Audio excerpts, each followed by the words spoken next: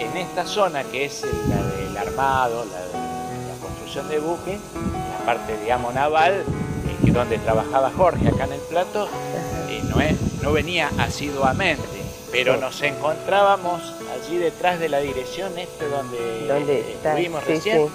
Allí estaba la cantina, claro. Entonces al mediodía, cuando era la hora de comer, nos encontrábamos después de salir del comedor allí en la cantina para coordinar una posición en la asamblea, para ver qué estaba pasando en la grada, y yo le contaba lo que estaba pasando en la fundición, cómo íbamos a enfocar, así que teníamos un poco el funcionamiento en la mano. Y después venían mis retos, que no se expusiera tanto, que no gritara tanto en las asambleas, que no compartiera con gente y bueno, qué equivocada estaba, porque a lo mejor el hablar y el expresarse es lo que hoy hace que sus compañeros lo recuerden, ¿no?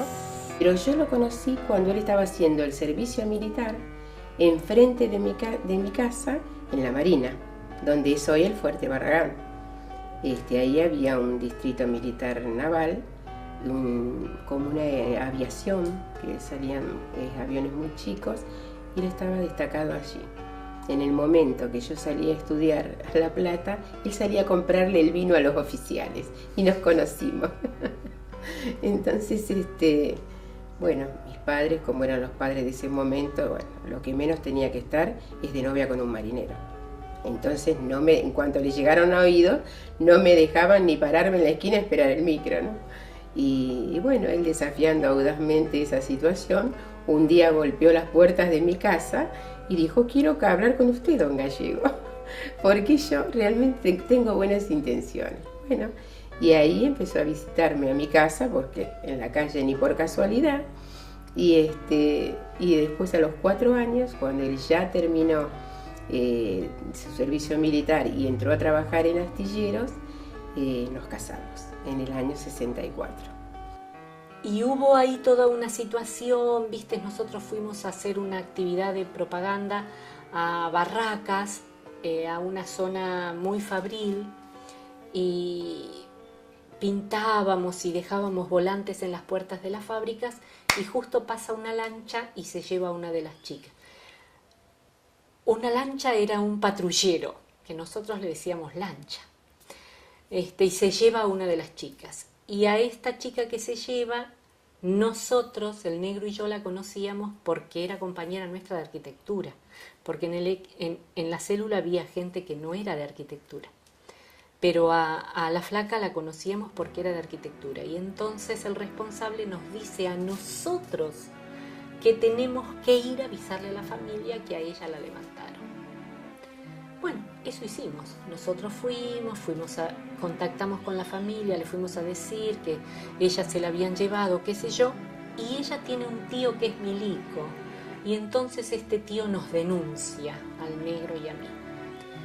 Entonces tuvimos que dejar la casa, viste, él salir de su casa, yo salir de la mía, porque el tío nos denuncia. Y anduvimos giroteando, ¿viste? Y en ese girotear empezamos a salir.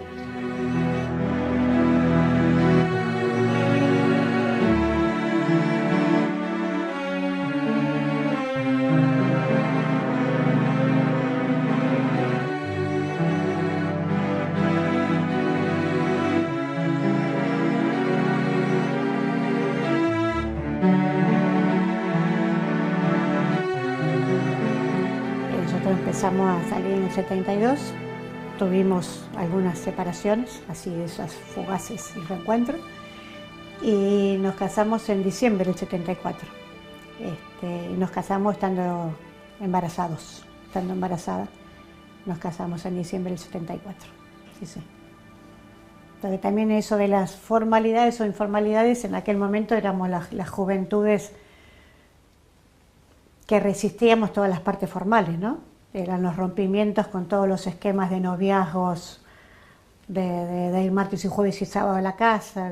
Recuerdo esto porque son muchos años de atrás, pero porque aparte yo vengo de una familia de muchos hermanos, y mis hermanos mayores venían de noviazgos de hace 3 o 4 años, y de la relación martes, jueves y sábado del día del novio en la familia, digamos, más o menos así. Bueno, nosotros de eso nada. absolutamente ninguna de ese tipo de formalidades. Y te imaginas cuando mi familia se entera que me caso embarazada, no fue una alegría al comienzo. Después lo tuvieron que bancar, lo aceptaron, se alegraron, pero la verdad que si yo tengo que decir que conté con el apoyo de mi familia, te digo no. Bueno, lo vi ese año, lo registré por supuesto, y el año siguiente, en una cursada en el año 72, curso con él. Llegó un práctico donde estaba él junto con su amigo, que después supe que era Richard, su amigo Ricardo Moya, estaban juntos. Y en ese trabajo práctico, y en el trabajo práctico estaban formadas todas las comisiones. Entonces yo soy la que llega, un plato volador, una clase después, y entonces no sabía dónde colocarme, y dicen... Bueno, no, entonces ellos dicen, no, venite acá con nosotros. Después confesarían que pensaron que yo era traga, que tenía cara de muy lectora y que hacía apuntes y fotocopias y todo, entonces, cosa que no era verdad. A partir de ahí, eso es el año 72. Obviamente, rápidamente no hablamos de psicología, sino que de lo que se hablaba era de política, obviamente.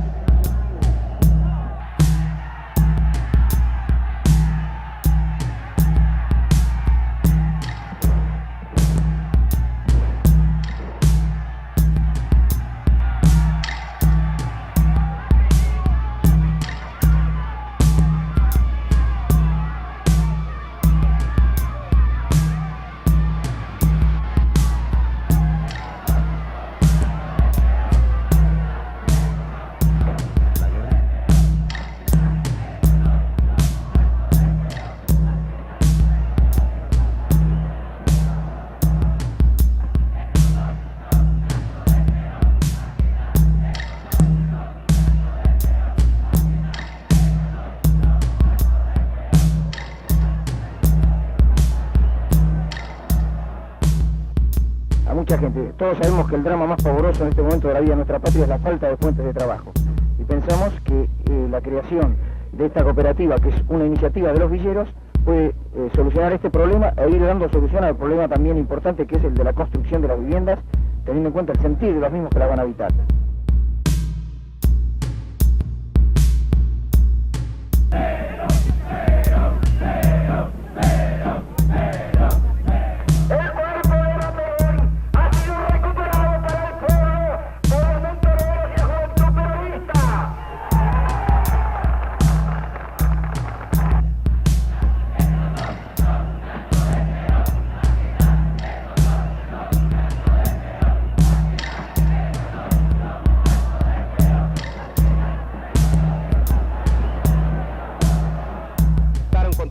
el señor Tosco. Quiere decir que en representatividad hay 86 organizaciones, delegaciones regionales en la República Argentina que al señor Tosco le dicen: vea señor, usted si quiere hacer marxismo y socialismo se va a Rusia, acá en la Argentina no.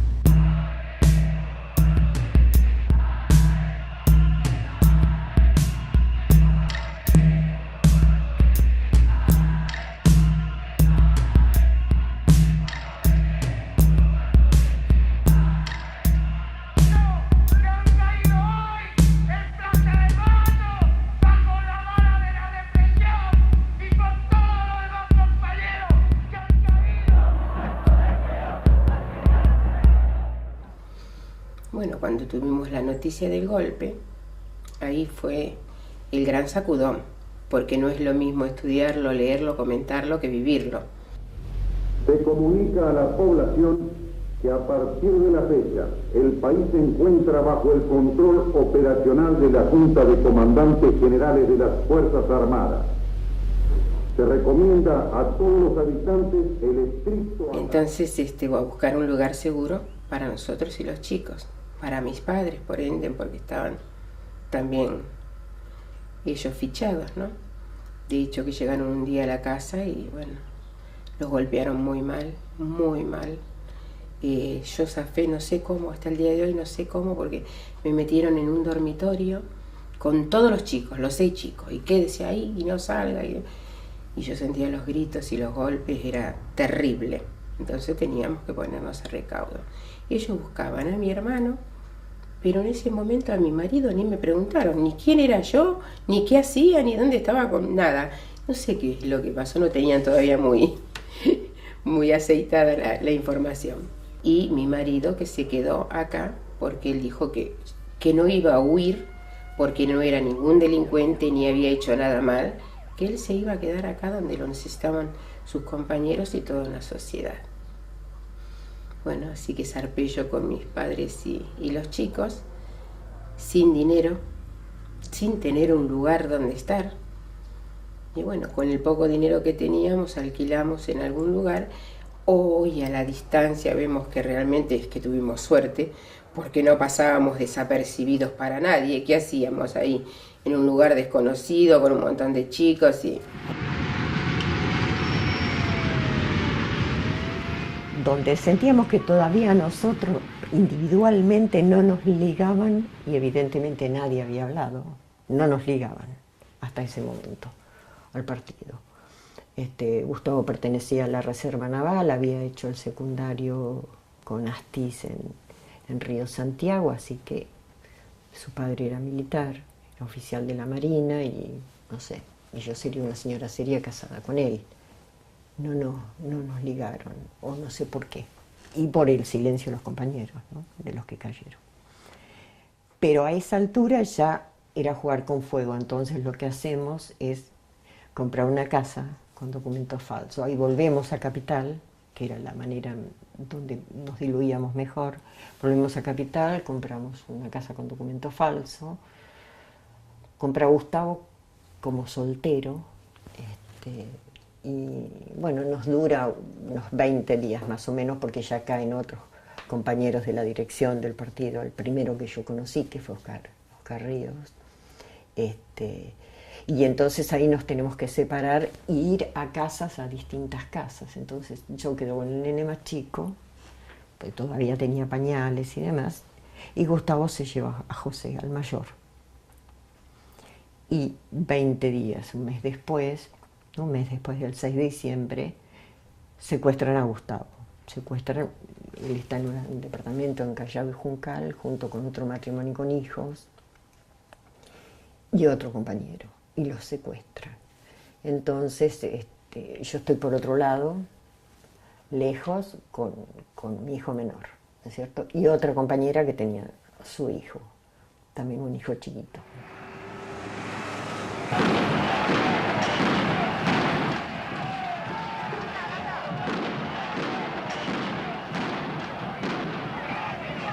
El domingo 9 de enero fuimos a pasar el día a la pileta, que a la noche había un club bailable en Ramos Mejía, muy conocida en la zona, que ya me voy a acordar el nombre. Y cuando salíamos estábamos en la parada del colectivo, estábamos con Marcelo, Felipe y otra pareja, también acá del barrio, militantes de hace muchos años en conjunto. Y bueno, ya aparece en la parada del colectivo sobre Rivadavia, en Ramos Mejía, los llamados cochecitos, no sé si era un Falcon y una camioneta. Y ahí como Felipe caminaba, 1 año y medio, Marcelo había ido con él a media vereda, ahí nomás, cuando vio que bajaban los muchachos del coche, así que Marcelo agarró a Felipe y se pudo ir. Y ahí nos llevaron a los 3 a Lucho, con Julia, que era la compañera, y a mí. Así que eso fue el 9 de enero del 77, cuando nos secuestran ahí y nos llevan, después me entero, a la comisaría de Villa Insuperable, en La Matanza. Así que yo ahí estoy secuestrada 4 días, 5 días, y a Julia y a mí nos largan, y a Lucho no lo vimos más a partir de ese entonces. Pasó a ser uno de los compañeros de nuestro grupo desaparecido. Y Marcelo desaparece el 4 de febrero del mismo año, el 77, es decir, un mes después de mi primera desaparición. Y yo estaba embarazada. Cuando me llevan secuestrada estaba embarazada de mi hija. Y entonces nosotros le decimos que lo que tenía que hacer era cuidarse mucho. Sé cuidadoso, mirá, qué sé yo. Y el negro nos dice eso. Nos dice, vos sabés que yo soy muy cuidadoso. Y soy muy prudente. Nunca me va a pasar nada por mi propia responsabilidad. Si algo me llegara a pasar, es algo que sucede, que vino por ahí desde una situación más general, pero no que dependa de mí, porque yo soy muy cuidadoso. Con esas palabras nosotros nos despedimos. Con esas palabras y con esta otra que dice, vamos a discutir todo. Vamos a una reunión en la que podemos discutir todo. Y vas a ver que de esta reunión vamos a encontrar el equilibrio para poder estar con las nenas, porque yo le reclamaba mucho que él no estaba nunca con las nenas, ¿viste?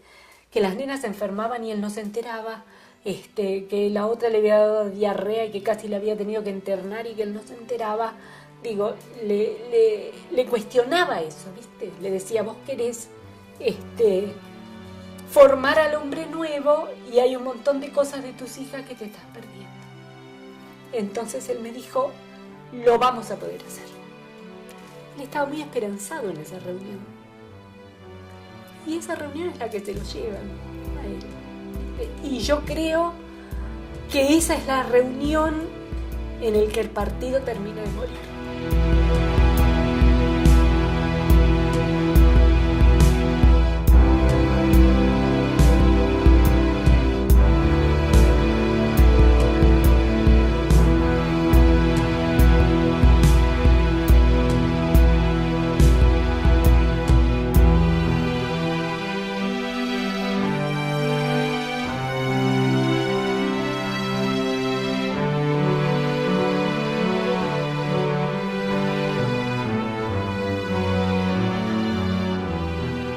Después del Mundial,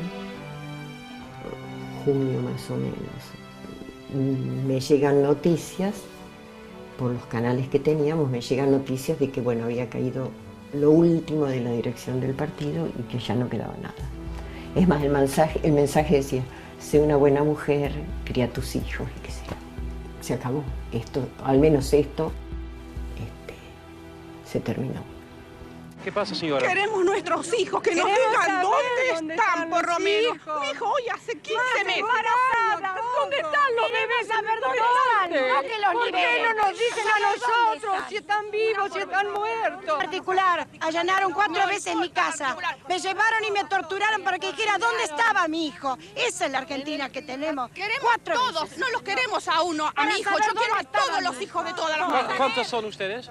Miles de mujeres, miles. Mi hijo, angustia porque no sabemos si están enfermos, si tienen frío, si tienen hambre, no sabemos nada. Y desesperación, Señor, porque ya no sabemos a quién recurrir. Consulados, embajadas, ministerios, iglesias.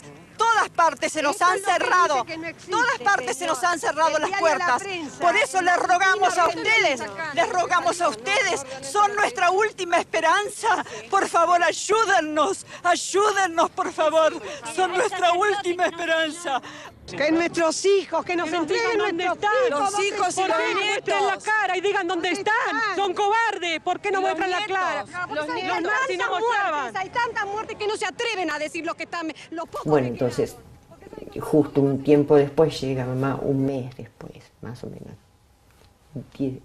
15 días después, y ella ya había estado averiguando en Plaza de Mayo cómo se sale del país. Entonces llega mamá con el plan, bueno, hay que salir de Argentina, porque ya no quedaba, o sea, mi familia tenía 7 desaparecidos, ya era un poco mucho. Ella misma, permanentemente los servicios estaban en casa de papá y mamá, porque supongo que buscaban, a medida que el cerco y aniquilamiento se iba cerrando sobre mi organización, ellos pensaban que mi último recurso iba a ser la casa de mis padres, que sí, fue uno de los últimos recursos, pero nunca lo toqué porque no pisé La Plata ni Buenos Aires. toda la última parte del 78 no. Porque si bien no sabía de las capturas que después vi en la DIPBA, pero obviamente que nos buscaban. Entonces, llegado un momento, mamá y papá se conectan conmigo, yo estaba con mi hijo menor en otra provincia, se conectan conmigo y entonces vamos a Mar del Plata, y en junio del 78, que estamos en Mar del Plata, y ahí se organiza toda la salida del país, ¿no? Ahora, distintos familiares míos y distintas cosas dieron todo el apoyo, todos, sin lo cual hubiera sido imposible que yo sobreviva, ¿no? Porque no tenía cómo, no tenía recursos de ningún tipo. La necesidad, una cosa que era de vida o muerte eran los documentos, cómo hacer documentos falsos, y lo único que tenía era un bolso con algunos pañales y una criatura en brazos, ¿no? Era imposible. No teníamos, eso significaba, entre otras muchas cosas, significaba también eso, no tener organización. Entonces, bueno, averigué en Plaza de Mayo que cómo salir, cuál era la experiencia. Las chicas de Plaza de Mayo se pasan la experiencia que cada uno hizo sacando sus hijos, y bueno, entonces me organizaron todo y crucé a Brasil.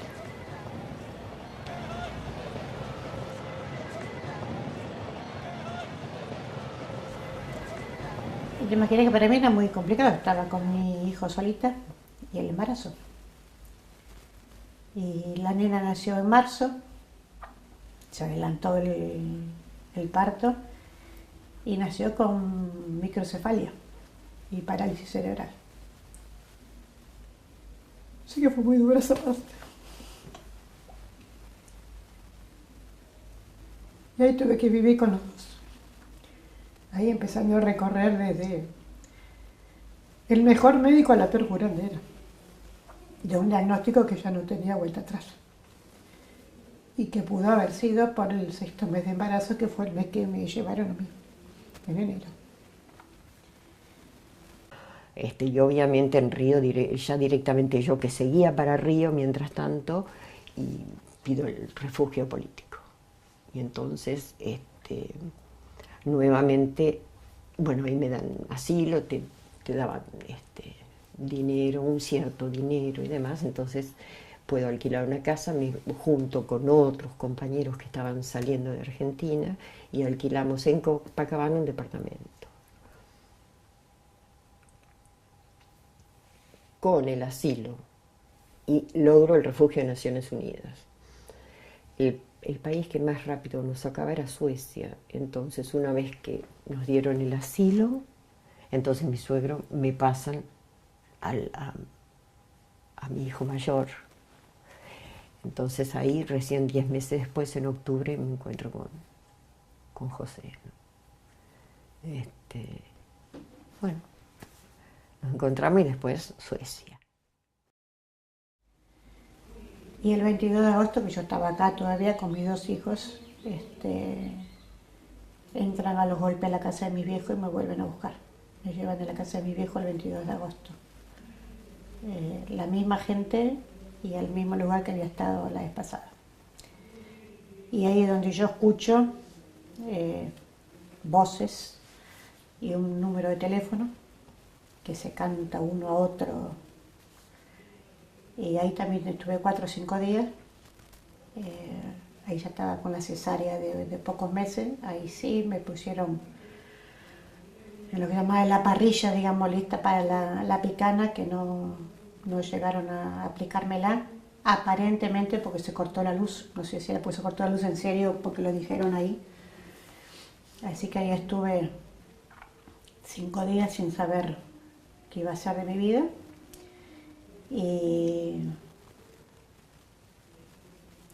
después volví a la casa de mi viejo a reencontrarme con mis chicos que habían quedado con ellos, ¿no? Y bueno, y ese mismo año vuelven otra vez a la casa de mi viejo, en el mes de noviembre, buscando a otro compañero del barrio. Así que yo ya después de eso le dije a mi hija que yo de la casa me iba, por más que me era muy difícil estar con los dos solas, pero ahí me ayudaron, alquilé y me fui a vivir con los dos chicos sola. Mi mamá y mi papá llevaban a mis hijas los domingos a la plaza. Todos los domingos, un mes y medio. Todos los domingos una plaza distinta. Para que yo las viera. Porque yo no iba a dormir a San Vicente. Estaban ellos en San Vicente. Yo andaba buscando. ¿Viste? Todos los domingos me llevaban a mis hijas.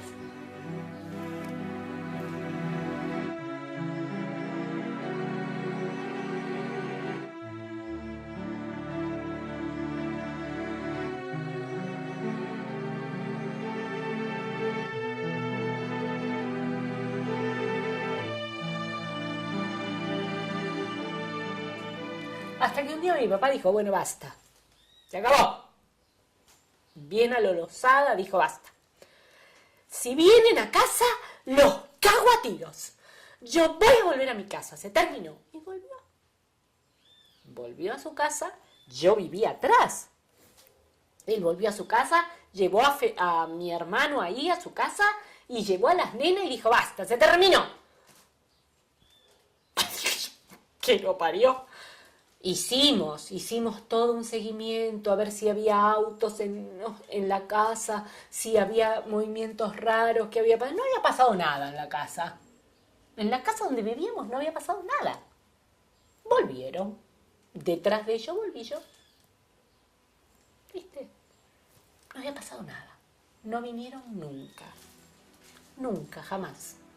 ¿Viste? Y ahí volvimos a empezar. ¿Viste? Sin el negro, con las nenas. En una de mis escuelas, que era la escuela de Punta Lara, la directora, una persona divina. Yo tenía mucho miedo, la verdad, que tenía mucho miedo. Y me decía, Estela, acá no vinieron nunca a preguntar por vos, pero ¿sabés qué podés hacer? Dice, no firmes a la entrada. Dice, firmá cuando te vas. Total, si vienen, nosotros vamos a decir que no viniste. O sea que es el día de hoy, no la puedo nombrar, pero que se lo agradezco. Y así, era como que me sentía más tranquila, ¿viste? Y era en Punta Lara, en la escuela enfrente del Jockey. Yo tenía mi cargo en La Ferrera. Y se me hacía mucho ir hasta allá y volver con la nena que le tenía que cuidar. Pido traslado a una escuela más cerca de la capital.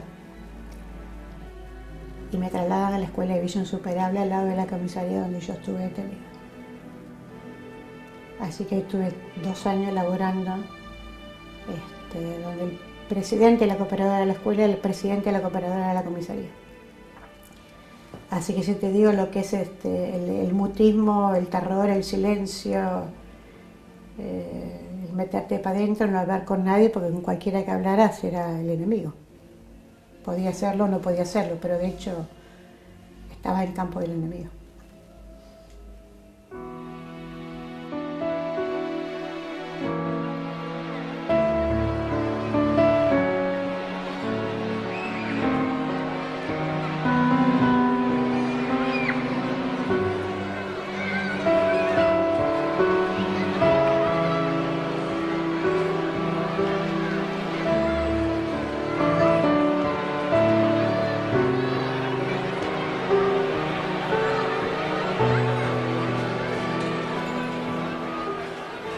José, que por ejemplo mamá lo llevaba a veces mientras yo estaba en la clandestinidad total, es así que era absoluta, mamá se llevaba por ahí de la casa de mi suegro, se llevaba a José un día, y entonces por ahí le decía, mira José, mamá vive frente al Parque Saavedra, mira José, no vamos a poder ir a las hamacas porque está lloviendo. Y bueno, abuela, ya que no está lloviendo, ¿por qué? Y no podemos ir a las hamacas, ¿por qué no me llevas con Estelita? Cosas así. O, por ejemplo, no sé, ver una mamá con un cochecito y salir corriendo a mi hermanito. O otra vez que un nene estaba con una ametralladora y él lloró espantosamente, ¿no? Ese es José. José el mayor.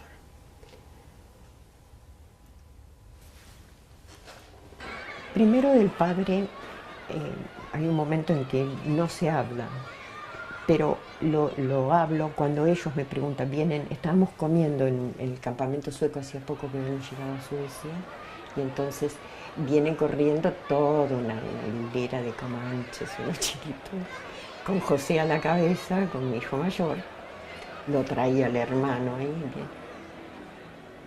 y de sopetón me preguntan, yo estaba en el comedor de los albergues estos para refugiados, y me preguntan, mamá, ¿papá está preso? Sí, querido. Ah, bueno, pegaron media vuelta, todos se fueron, corrieron. Obviamente ahí había hijos de presos, hijos de exiliados, había de desaparecidos, de fusilados, había de todo. Y los chicos, y de distintas edades, entonces los chicos evidentemente se pasaban la experiencia, ¿no? Es más, venían también las presas y presos de Uruguay y de Argentina. Y muchos chiquitos pasaron un año o más en la cárcel con la mamá. Entonces se contaban cosas y evidentemente a José y a Chempe les salió, bueno, ¿y papá qué? Lo único que él tenía, que el padre no estaba, y que yo lo que me surgió decirle que el padre se había ido a trabajar lejos. Porque ¿qué le iba a decir? Si nadie, o por lo menos suponíamos que en algún momento a lo mejor aparecían, porque algunos aparecíamos. Con lo cual la posibilidad del aparecer estaba entre las posibilidades. Así que en realidad nunca tuvo un discurso de que el papá había muerto, con lo cual también es un hecho bastante complicado. Y vivir, yo estuve con la nena, con María Eva, estuvo 5 años conmigo, viviendo en la casa con Felipe. Felipe, cuando estaba en jardín, empezó a tener algunos problemas de relaciones, que él siempre fue muy de compartir y muy de estar, así que ahí tuvo, lo llevé a una profesional, a una psicóloga, macanudísima, no me preguntes cómo llegué a ella porque no me acuerdo. Así que lo estuvo en tratamiento bastante tiempo hasta sacarlo desde ese espacio donde él estaba metido también muy para adentro y jugando. Y a partir de eso la psicóloga me dijo, bueno, la que no estás bien sos vos, lógicamente. Así que ahí terminó con él, no terminó con él, pero le dio el alta provisorio del tratamiento que le hizo. Y empecé yo a trabajar con ella, y ella me decía que yo estaba como muerta en vida, cosa que era cierto. Y también estaba muy agotada, pues estaba con los 2 chicos viviendo sola, y con todo el tratamiento de la nena, que era permanente. Y ahí fue donde ella empezó a charlar conmigo la posibilidad de buscar un hogar para María Eva. Y yo te imaginas que me resistí muchísimo. Pero llegó un momento que tuve que empezar a pensarlo, porque además Felipe estaba sufriendo mucho más. Y yo ya estaba trabajando, estaba con los 2, bueno, era todo muy complejo. Y bueno, así que tuve que hacer todo un proceso para ver si de empezar a entender yo que era bueno intentar buscar un lugar para María Eva. Lo que pasa es que yo no me hacía ninguna idea de poner en algún lugar, porque no la iba a dejar en un lugar que no estuviera segura de que iba a ser bueno. Cuando mi esposo desapareció, su papá, ¿y por qué no viene papá?, me preguntaba Virginia, que el nene ni hablaba. Fue a hacer un viaje astillero, se me ocurrió decirle. En los barcos, viste, que te llevaba a votar, fue a hacer un... Bueno, y pasaba el tiempo, y cuando vuelve, y un día me descolgó un almanaque que yo tenía, que tenía el mapa de la República Argentina, y me lo trajo a la cama. Y me dijo, decime dónde está Astillero, y decime dónde está el barco de papá, y cuánto le falta para llegar. Y ahí me destruyó. No pude decirle la verdad, pero fui a consultar con una psicóloga.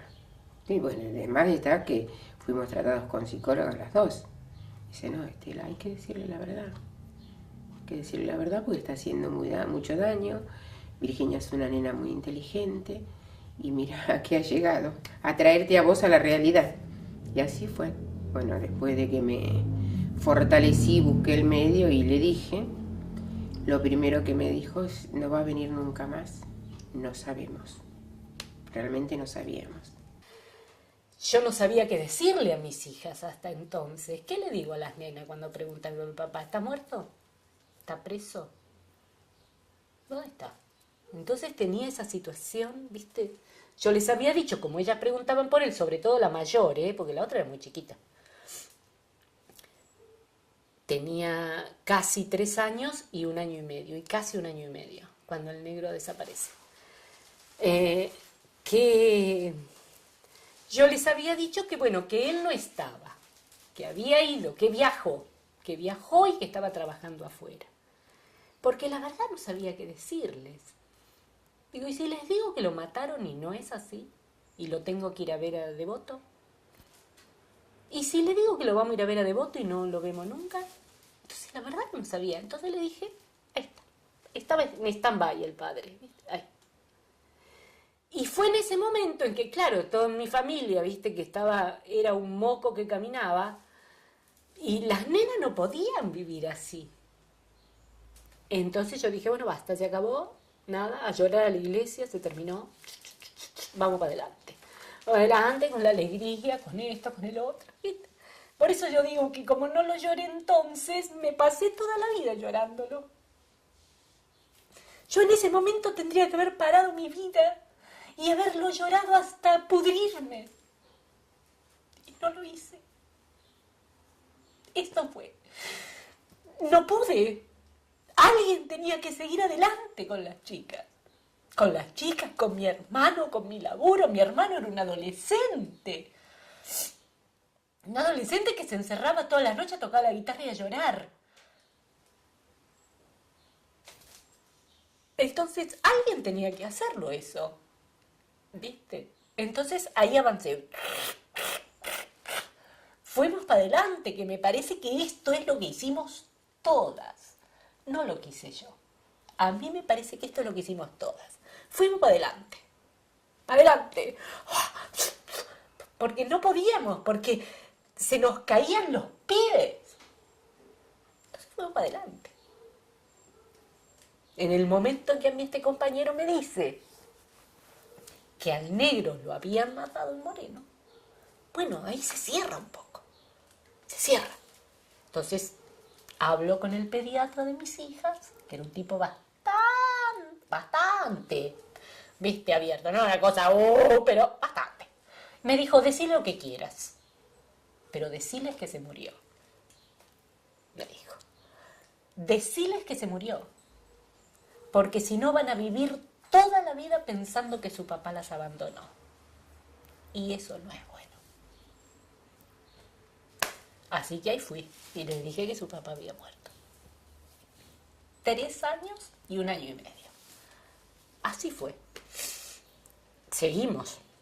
Crecimos, las chicas crecieron, vivíamos en dictadura, olvídate, ¿viste? Más o menos por debajo de la mesa estábamos todos.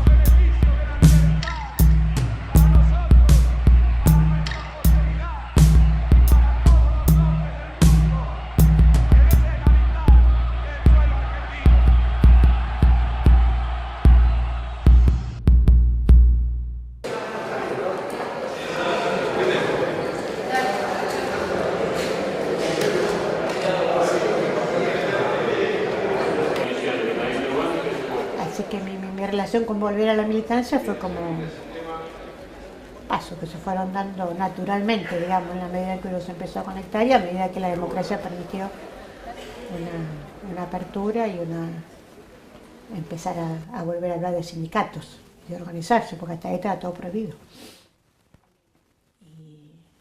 Pero siempre seguí igual durante muchos años con este miedo de, aún así estando en democracia, de no hablar, de no contar. Porque no es que el miedo se fue cuando vino la democracia. No es que la sociedad que habíamos vivido hasta que asume el gobierno democrático en diciembre del 83, el 11 era otra sociedad. Era la misma sociedad, con la misma gente y con los represores dando vuelta por la calle. Así que la vuelta a la democracia abrió un montón de caminos, pero en mi caso no es que afloró todo lo que había estado callado y silenciado. Así que durante muchos años más yo compartía, muchos de mis compañeros no sabían de lo que yo había pasado en la dictadura porque no preguntaban y porque yo no contaba. Salvo que tuviera mucha confianza con alguien, lo comentaba, pero si no, como una cosa así abierta, durante muchos años no era parte de contar abiertamente. No es que no sabían, pero digo con los que uno sabía que podía hablar.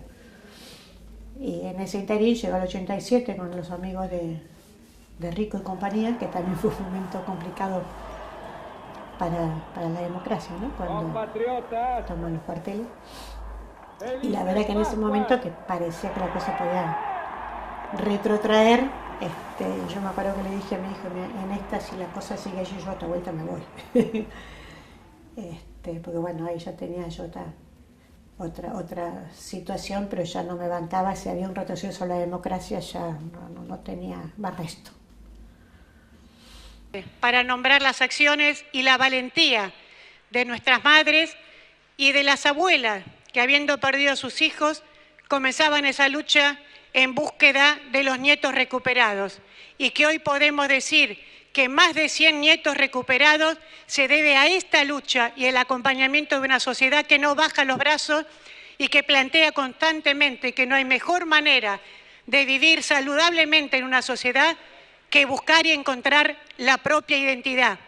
Y vamos a seguir acompañando la búsqueda de los más de 400 niños apropiados por la dictadura que hoy siguen buscando sus padres y que vamos a acompañar esa lucha ferviente y fervorosamente.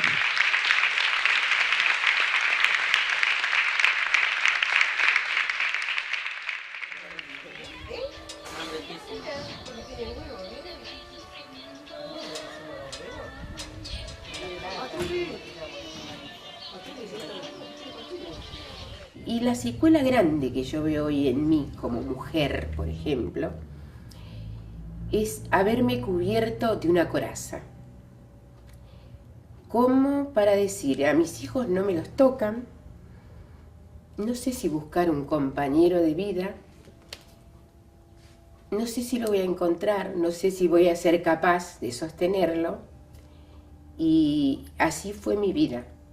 No te voy a decir que no tuve amores, por ahí sí, alguna persona me movió el piso, pero de ahí a decir este va a ser mi compañera hasta el último de los días, está bien que nadie te lo garantice, pero nunca me lo propuse. Y hoy veo que es necesario, hubiese sido necesario, tanto para mis hijos como para mí, porque llega el momento de la vejez y estoy sola. Me pasé la juventud sola, pero con un ritmo luchando, yendo, viniendo, que es como que no me di cuenta. Y ahora que estoy serena y con otro pensamiento, con otra óptica, con otra visión, sería bueno tener un compañero para la vejez.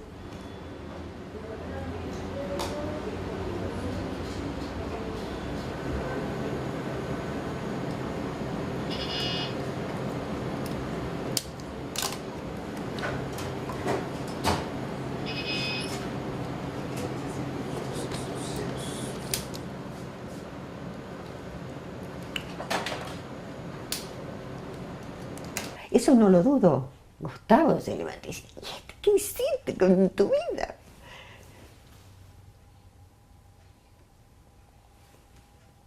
Lo que pude. No, yo misma me desconozco, qué sé yo, no sé. Pero eso no. Uno parte siendo una persona y después la vida te va cambiando, ¿no? No sé qué pasó conmigo, obviamente. Más allá de que Gustavo es un amor inconcluso, pero no es Gustavo, es qué sé yo. No sé qué ruedita se trancó, ¿viste? Ahí quedó. Incapacidad de formar una pareja, otra pareja, un hogar. O incorporar al hogar mío que va de un lado para otro, un hombre, o unir. No sé. No tengo una explicación para eso, ni para mí misma, ¿no? Y repugna preguntarle, pero también tenemos el derecho de preguntar y no renunciamos a preguntarle a él. ¿Dónde están todos? No le vamos a aliviar la tarea, como tampoco nos quedamos quietos esperando que ellos nos cuenten. Tenemos a los detenidos y su valor, a los familiares y su valor, y a un pueblo hermoso que ha colaborado como pudo y hasta donde entendió. Pero el problema lo tenemos planteado hoy, señores, con la impunidad y con esta justicia cuenta gotas.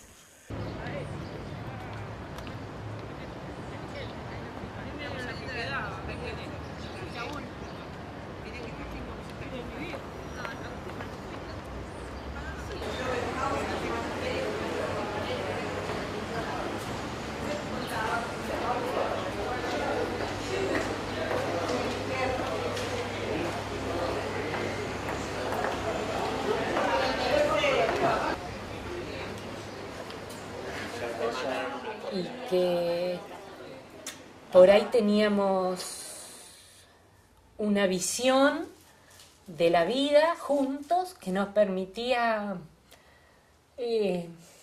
como creer que todo valía la pena ser hecho, ¿viste?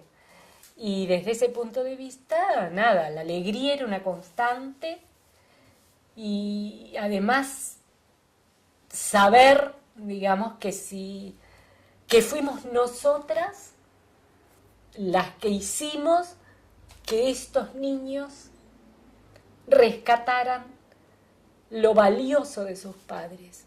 Pues sus padres tenían mierdas igual que cualquiera, digo, esto de que nadie era impoluto, ¿viste? Tenían debilidades, se portaban bien, se portaban mal, qué sé yo, ¿viste?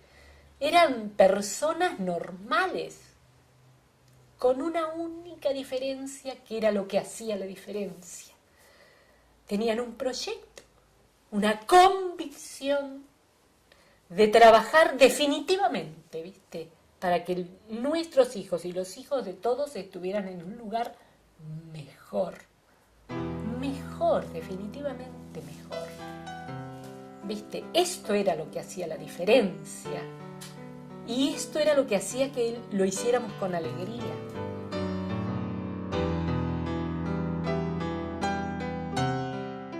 Y que fuimos nosotras las que mantuvimos, traspasamos esa experiencia, esa mirada, esa visión, esas convicciones en nuestros hijos. ¿Viste?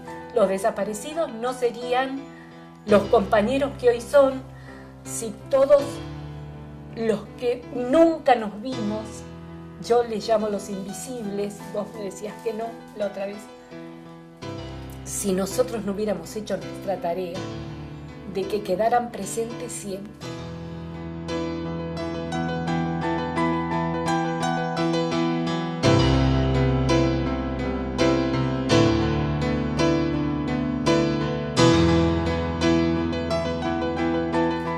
Para decirlo de una manera más o menos sencilla, hacíamos el amor, disfrutábamos, ¿viste? Y me parece que eso la sociedad no nos lo perdona. Eso no nos perdona. A los que quedamos, a ellos seguro, y a nosotros, a los que quedamos vivos tampoco. No nos perdonan esa capacidad de disfrutar. Por eso creo que esto es lo que definitivamente desde cualquier lugar tenemos que hacer. Eso, nada más.